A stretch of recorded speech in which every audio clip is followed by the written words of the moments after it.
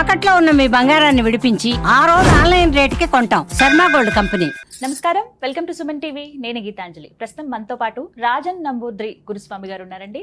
వారు ప్రముఖ ఆధ్యాత్మికవేత్త. వారితో మాట్లాడతాం. గురుగారు నమస్కారం అండి. నమస్కారం. గురుగారు, ఇంట్లో పెట్టే వస్తువులు ధనం పైన ప్రభావం చూపిస్తాయని విన్నానండి.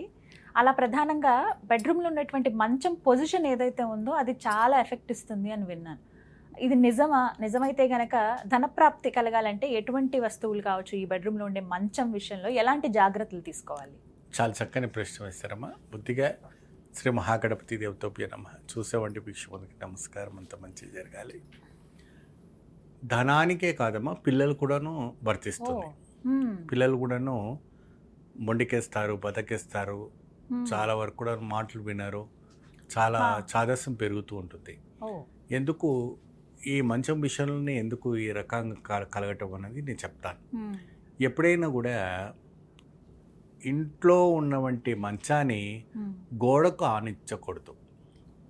అది ఎక్కడైనా కూడా, ఎటైనా సరే గోడకు మాత్రం మొత్తం గోడకు మాత్రం ఆనించకూడదు. చతుర్ముఖంగా దానికి గాలి తిరగాలి. చతుర్ముఖంగా అంటే ఏంటంటే 4 మూలల్లో గాలి తిరగాలి అనేసి ఒక శాస్త్రం అనేది మనకు చెప్పడం అనేది పడగదులో ఏంటంటే అక్కడ గాలి తిరగాలి. పడుకున్న వంటి ఒక ప్రాంతాన్ని అంటే 4 మూలల నుంచి గాలి ఒక 3 మూలలకే రాకూడదు. ఆ మూడంలాగా అయిపోతుంది. ఆ 3 మూలంలో ధనము ఆగిపోతుంది. పిల్లలు మాట వినరు, భార్యాభర్తల్లో అన్యోన్యంగా ఉండదు, అనేక రకమైన చీకు చికాకు రావటం అనేది జరుగుతుంది. ఎప్పుడైనా కూడా ఆ ఒక్క మంచంలో గోడకు మాత్రం ఆనించకుండా ఒక 3 ఇంచులు 4 ఇంచులు వ్యత్యాసం గ్యాప్ ఉండేటట్టుగా చూసుకోవాలి. లేదండి మా గది బాగా చిన్నగా ఉంటుందండి, మంచాలు సరిపోదండి, ఇరుకుగా ఉంటుంది అనేసి అటువంటి విషయాల్లో మీరు అంటే దానికి మనం ఏం చేయలేం. ఇరుకైన గదుల్లో ఇరుకైన వంటి మంచం పెట్టుకున్న తర్వాత అవస్థ పట్టడం తప్పదు. దానికి వేరే రూట్ ఆప్షన్స్ లేవు. కాబట్టి దానికి ఆల్టర్నేట్గా ఏం చేయాలంటే అద్దం పెట్టుకోవాలి. అద్దం ఎక్కడ అంటే తలక పైన అద్దం పెట్టకూడదు. ఎప్పుడు కూడా బెడ్ పైన అద్దం ఎదురుగా పెట్టకూడదు. మనకు కుడివైపున అద్దం ఉండాలి.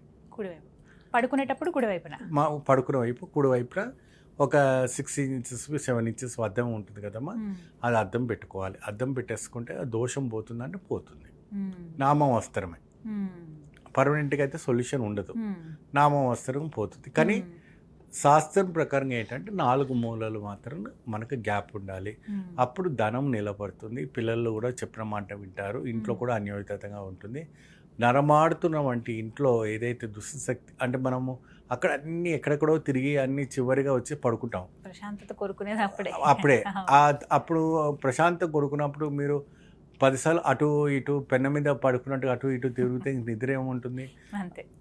నిద్ర రాదు కదా. మనకు కావాల్సింది నిద్ర కావాల్సింది అప్పుడే. సో మీరు బెడ్ మీద పడుకున్నప్పుడు ఏంటంటే ప్రశాంతంగా నిద్రపోవాలి. ఎలా పడుకోవాలంటే ఇంకా స్వర్గానికి వెళ్ళేటట్టుగా ఉండాలి. అటువంటి నిద్ర ఉండాలి. ఏమండి? అంతేగాని మనం పడుకున్న తర్వాత పెన్న మీద రుట్ర వేసినట్టుగా అటు తిరిగి ఇటు తిరిగి అటు తిరిగి డిస్టర్బ్ చేసుకుంటూ పడుకుంటే అది నిద్ర ఏమవుతుంది? ఆరోగ్యాన్ని పాడుగు చేస్తుంది. ఆరోగ్యం పాడైపోయిందంటే ఇంకా హాస్పిటల్ పాలవుతాం. హాస్పిటల్కి పోయామంటే ఇంకా డబ్బులు ఖర్చు అవుతుంది. ఒకటి దానికి ఒకటికి లింక్ పెరుగుతూ పోతూ ఉంటుంది.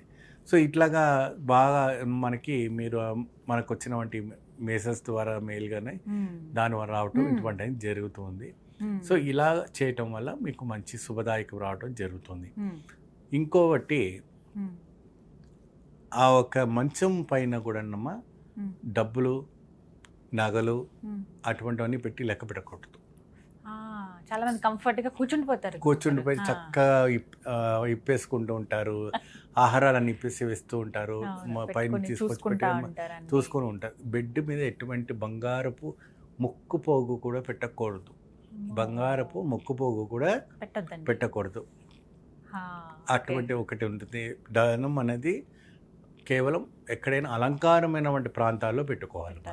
అలంకారమైనటువంటి డ్రెస్సింగ్ టేబుల్స్లో, లేదంటే బయట ఎక్కడైనా డైనింగ్ టేబుల్లో కానీ చక్కగా వుడ్తో సంబంధించినటువంటి దాని ప్రాంతంలో అక్కడ పెట్టి అలంకారం చేసుకోవాలి. బెడ్ పైన మనం లాక్ వేసుకొని చక్కగా అన్ని ఆభరణాలను పెట్టుకొని లెక్క పెట్టుకొని ధనాన్ని పెట్టుకోవాలంటే అది కాదు. అది దోషం, మ్మ్. అది కూడా దోషం అనేసి మనకు చెప్తుంది. లక్ష్మి ఎప్పుడు కూడాను శుభ్రతను కోరుతూ ఉంటుంది. ఎందుకంటే పడగదిని పడకదనే లాగానే చూడాలి, అలాగే ఉంచాలి. మ్మ్. దాన్ని ఆ విధానంగా చూడాలి. మ్మ్. దాంతో మనం లాభం పొందాలి.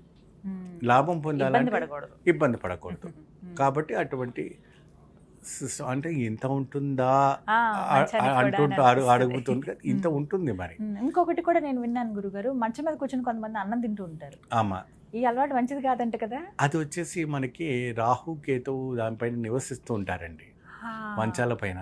కాబట్టి దానిపైన తినకూడదు, అందుకని చెప్తారండి. చేయకూడదు అని అంటారు. టీవీని ఎదురుగా పెట్టుకొని మంచం పైన కూర్చొని చికెన్ పీసెస్ అవి ఇవి చక్కగా లాగిస్తూ ఉంటారు, కానీ అనారోగ్య పాలవుతూ ఉంటారు దాంట్లో. మన సుఖానికి అలా చూస్తాం. చేయకూడదు అసలు. ఎప్పుడైతే కూడాను మ్మ్. విలువైనటువంటి వస్తువులు మనం పెట్టకూడదు అనుకున్నప్పుడు ఆహారాలు లాంటివి కూడా పెట్టకూడదు కదండి. మ్మ్. మంచం లాంటి పడుకు లాంటి చూసుకుంటే మ్మ్. మంచి శుభదాయకంగా రావటం అనేది జరుగుతుంటుంది. ధనాన్ని విజయదశంగా ఉంటుంది. మ్మ్. పోతే మ్మ్. ఆ మంచము గుమ్మానికి ఎదురు ఉండకూడదు. ఓ, ఇది కూడా మళ్ళీ గుమ్మానికి ఎదురుగా ఉండకూడదు, మ్మ్. లాస్ట్లో ఉండాలి, చివరికి. మ్మ్. చివరికి ఉండాలి. నైరుత్యమూర్తి వెయిట్లో ఉండాలి. మ్మ్. చతుర్ముఖంగా మనకి Gap ఉండాలి. గ్యాప్ ఉండేటట్టుగా చూసుకోవాలి. ఎటువంటి ఇబ్బంది లేకుండా చూసుకుంటే అద్భుతంగా ఫలితం లభిస్తుంది. మీరు బీరువా పెట్టుకోవాలనుకుంటే మ్మ్. చక్కగా దక్షిణాముఖానికి వెనక సైడ్ ఆడించి మ్మ్. ఉత్తరాముఖానికి ఓపెన్ అయ్యేటట్టుగా బీరువా పెట్టుకుంటే మ్మ్. ఆ లక్ష్యం అనేది ఎప్పుడు స్థిరంగా ఉంటుంది. అలాగే ఉంటుంది అనమాట. ఇవి తెలుసుకోవాలి, చిన్న చిన్నవే. మ్మ్. ఇవి పాటిస్తే- దక్షిణాముఖానికి వెనక వీపు ఆనించి మ్మ్. ఉత్తరాముఖానికి ఓపెన్ చేసుకున్నారు అనుకోండి, చేసుకున్నారు. చక్కగా లక్ష్యం ఎక్కడికి వెళ్ళదు, డైరెక్ట్ మీ ఇంట్లో వచ్చి కూర్చుంటుంది. చక్కగా వివరించారు గురుగారు, ధన్యవాదాలండి.